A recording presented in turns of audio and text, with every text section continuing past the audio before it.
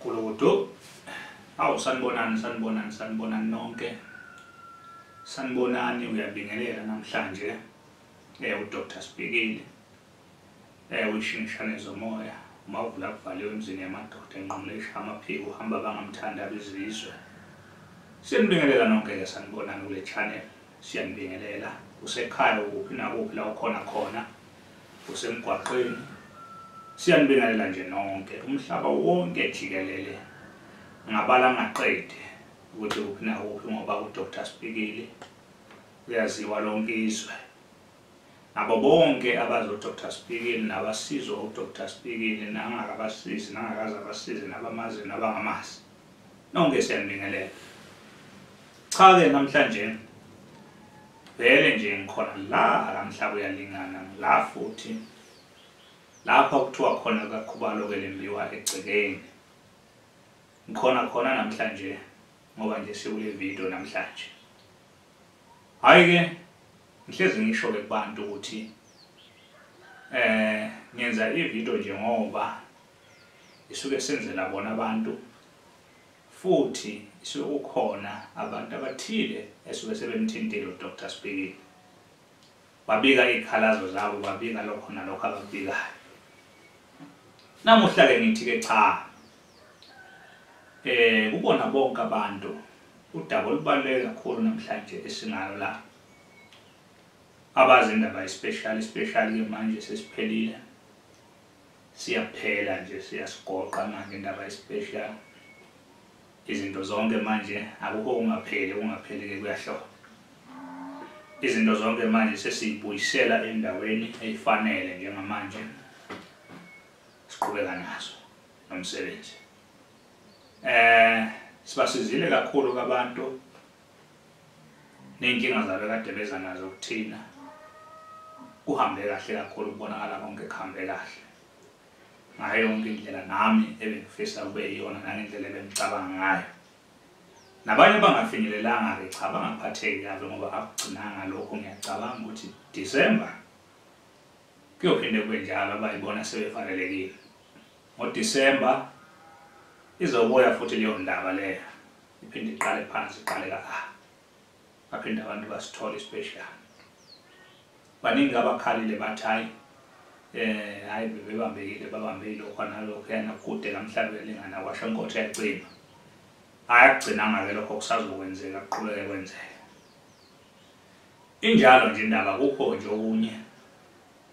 Bonke abantu abazi ifamasi kaDr.Spikili udaba olubaluleke kakhulu namhlanje namhlanje indaba yefamasi. Bonke laba bantu abazi ifamasi kaDr.Spikili elapha eThekwini uGrey Street lapha na ke le address engihlezi ngibiza njalo Ajmer Arcade Durban Central. Lapho khona ifamasi kaDr.Spikili ngoba phela uDr.Spikili wenza ifamasi enzela abantu ukuthi abantu bakwazi ukuthola zonke izinto abayifunayo. Bathole lonke uhlobo lama product noma bengafikanga kuye. Abafuna imbiza, imithi, ezokuchatha, ezokuphalaza, ezokwenza intendezi, yonke into ongayicabanga zinsizi. Yonke into ikhona kule famasi. Eyiphilisa nje umuntu ezokufutha ezokwenza. Into ibingekho lapha yana ke lezo zinto lezo nje ejulile lezi engathi ke ziyajula. Nalezi engathi ziyimfihlo ke. Cha. Lezo asizange sifake ifamasi kodwa lezi ezinye izinto nje ezithinta impilo yomuntu ukuthi ufuna ukusisiza yena. Cha, zikhona zonke. Abafuna ukuqinisa imoto zabo abafuna ukwenzani yini incweba whatever ongayicabanga. Konke lokho sasikwenzile sithi senzela abantu naba ngoba kukhona nabantu abavela phaya kuyigodlweni ebona ngathi kumsebenzi. Abanye abantu banohlobo lenkolo ke lokuthi abafuna ukubonakala abanye bayigodlweni zenyanga. Kodwa ke famasi ungcono ngoba nje uhamba ume ngenyawo uzokhumula nezicathulo futhi uthathe leyo nto oyidingayo uyophuma kule nkinga osuke uphume kuyo. Hayi ke into eyenzekile ke abantu abaningi bakhalile kakhulu ngoba bafike lapha kule nyanga le edlule naleya bafica kuvaliwe bathola kukhiwe efamasi. Ngithi-ke njengamanje ngithi-ke bonke labo bantu abebefisa ukuya khona bathola ukuthi kukhiwe emnyango. Kunoshintsho-ke manje olukhona, kuney'nguquko eseyikhona mayelana nefamasi. Ifamasi ka-Dr.Spikili ayiwile futhi angikakayeki ukuyenza ngoba bese ngithi ngiyayeka abantu bakhala bathi abantu hayi wenzani manje siyalimala-ke ngoba siphila kahle la kule famasi. Ngithi-ke sekuney'nguquko nje ey'ncane ey'khona. Iy'nguquko-ke zithini na? Zithi-ke iy'nguquko indawo sithe ukushintsha kancane-ke nalaba zikhona abantu. Sesithe ukumuva kancane lapho sesikwenye indawo.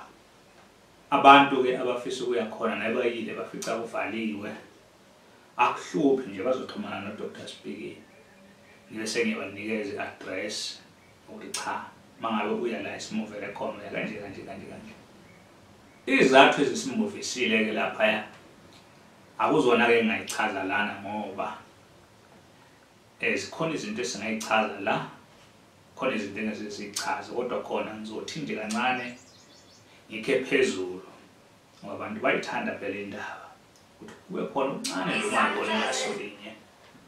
Sibe nokungaboni ngasolinye-ke nabanikazi bebhilidi lelo ebesenze khona le famasi kwakhona ungaboni ngasolinye.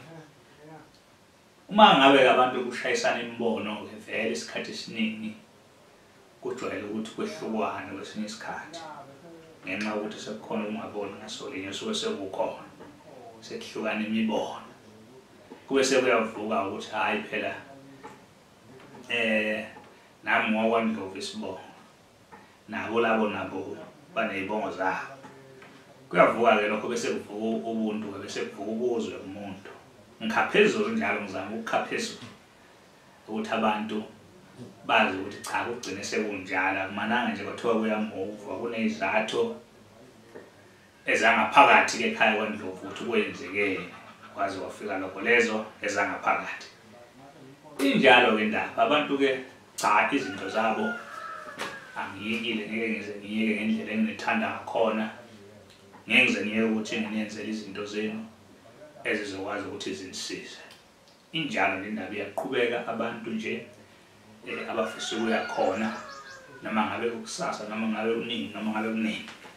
Baningi abangifonelile ngilokhu nami-ke kubona ngingaphumi negama elizwakalayo.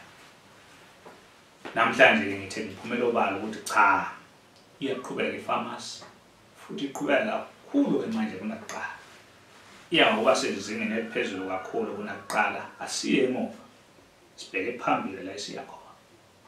Injalo nje indaba uningi kakhulu-ke nje babazi abantu ukuthi-ke lapha efamasi uhlelo lwenziwa khona.